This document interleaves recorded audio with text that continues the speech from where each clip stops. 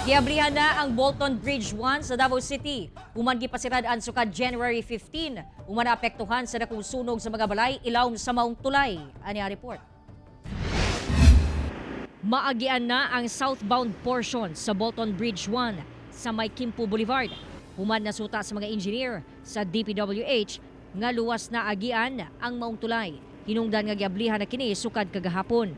Pero alang lang sa mga light vehicles nga dunay gibugaton nga 6 tons paubos. Kahinumduman nga gisirad-an ang tulay niadtong January 15. Human naapektuhan ang Bolton Bridge sa sunog. Di inaog daw ang 24 kabalay nga nahimutang ilawom sa maong tulay. January 19 dihang giablihan ang northbound portion. Nadugayan ang sa southbound, gumikan kini ang labing naapektuhan sa sunog ug gisiguro pa ang integridad sa estruktura. Dili na nato mabalik sa ilahang original design state ang maong mga tulay tungod sa damage na nahiaguman na resulta sa sunog niadtong January 8. Pag humaniini, dili na kuno paagion ang mga trailer truck.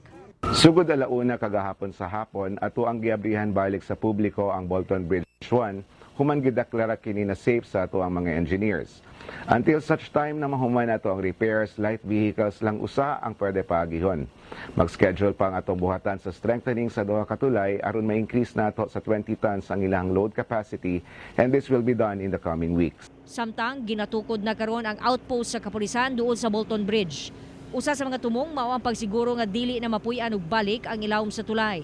Daan nga giingon sa DPWH nga dili angay puy-an ang ilawom sa tulay, gumikan sa peligro nga hatod niini. Ano diha, siyempre katong pagpatuman po nato sa health protocol sa mga sakyanan, pagtanawon po no nga wala na po'y makatukod po diha sa ilalom sa tulay nga katong wasa na sunugan tong niaging adlaw. Kauban si Melcol Menares sa kamera. Ako si John D. Esteban para sa One Mindanao.